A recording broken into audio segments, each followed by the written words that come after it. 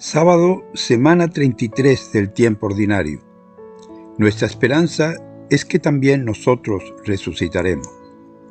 Lucas 20, del 27 al 40. Dios es Dios de vivos. Se acercaron a Jesús algunos saduceos, esa gente que niega la resurrección, y le plantearon esta cuestión. Maestro, Moisés nos dejó escrito, si un hombre tiene esposa y muere sin dejar hijos, el hermano del difunto debe tomar a la viuda para darle un hijo, que tomará la sucesión del difunto.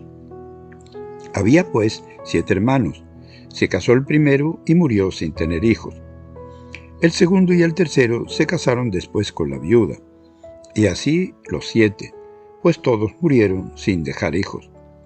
Finalmente murió también la mujer. Si los 7 la tuvieron como mujer, ¿de cuál de ellos será esposa después de una resurrección? Jesús le respondió, los que son de este mundo se casan unos con otros, pero los que sean juzgados dignos de entrar en el otro mundo y de resucitar de entre los muertos, ya no tomarán marido ni esposa. Además, ya no pueden morir, sino que son como los ángeles. Son también hijos de Dios por haber nacido de la resurrección. En cuanto a saber si los muertos resucitan, el mismo Moisés lo dio a entender en el pasaje de la zarza, cuando llama al Señor Dios de Abraham, Dios de Isaac, Dios de Jacob. Él no es Dios de muertos, sino de vivos, y todos viven por Él. Algunos maestros de la ley le dijeron, Maestro, has hablado bien, pero en adelante no se atrevieron a hacerle más preguntas. En primer lugar, hay una vida distinta más allá de la muerte. A estos saduceos que niegan la resurrección e intentan enredarle con una pregunta casuística de parejas vueltas a casar, Jesús aclara en primer lugar que la vida de los resucitados no es una simple prolongación de la deficiente vida presente, pues los que sean juzgados dignos de entrar en el otro mundo y de resucitar de entre los muertos ya no toman marido ni esposa, son como ángeles. La vida resucitada es una vida absolutamente plena donde ya no habrá necesidades que satisfacer. Y les argumenta, recordándoles el pasaje de Moisés ante la zarza, cuando llama al Señor Dios de Abraham, Dios de Isaac, Dios de Jacob, y concluye diciendo, no es Dios de muertos, sino de vivos, porque para Él todos están vivos. Aunque estos patriarcas murieron, Dios sigue siendo su Dios y su amigo. Como dice Jesús ante el sepulcro de Lázaro, quien cree en mí, aunque haya muerto, vivirá. Pero esa nueva vida no es un mero revivir como antes, sino un compartir vida plena con Dios.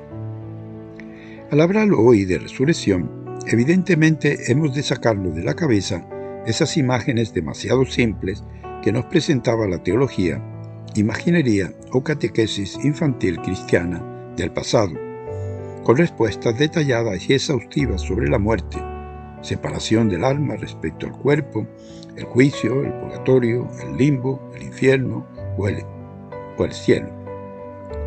La resurrección no es una mera vuelta a la vida de ahora, ni algo que podamos describir ni detallar, ni siquiera imaginar. Jesús dice, quien cree en mí, aunque haya muerto, vivirá. Pero cómo resucitaremos es un misterio. En segundo lugar, la resurrección de Jesús y en consecuencia la nuestra da sentido a nuestra existencia. Jesús, torturado y crucificado, ahora vive, y la fe en la resurrección proclama la victoria de Dios que da la razón a Jesús, víctima inocente, levantándolo de la muerte. Y esta profesión de fe es clave de la vida cristiana. San Pablo afirma, si no hay resurrección de los muertos, tampoco Cristo resucitó. Y si Cristo no ha resucitado, vana es nuestra fe. En este contexto, cobran sentido nuestros sufrimientos, dolores y muertes, y su resurrección sostiene nuestra esperanza. Así lo contempla hoy la visión del texto del Apocalipsis. Subieron en una nube al cielo mientras sus enemigos los miraban. Dios no se olvida de su Hijo amado, ni tampoco de su pueblo. La fe en que Cristo vive fue el gran motor de las primeras comunidades cristianas. También nosotros hoy debemos ser portadores de vida y esperanza para cuantos viven en la miseria o padecen los horrores de la violencia, de la guerra o de la muerte. En tercer lugar, el final del rey Antíoco Epífanes, perseguidor de los judíos, relatado por el autor sagrado, coincide con la versión de otros historiadores de la época.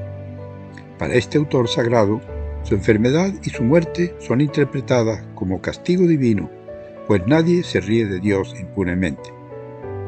Al conocer las derrotas de sus ejércitos, dice el texto, el rey quedó consternado, presa de inmensa agitación, y cayó en la cama, enfermo de pesadumbre.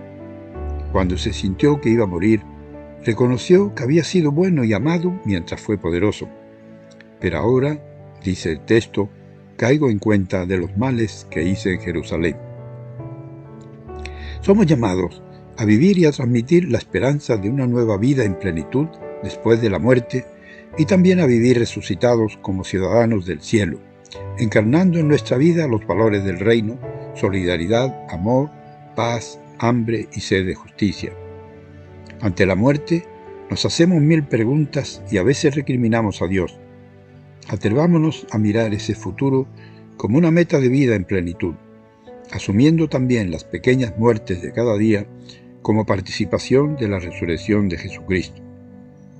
Al final de su vida, el rey Antíoco, derrotado y enfermo, ha de reconocer que las cosas no le han salido como esperaba, confesando ante sus amigos los delitos cometidos en su persecución al pueblo judío.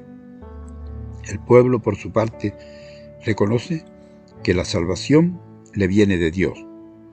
No abandonas, Señor, a los que te buscan. Les saluda y bendice en el nombre del Padre, del Hijo y del Espíritu Santo, y Mariano.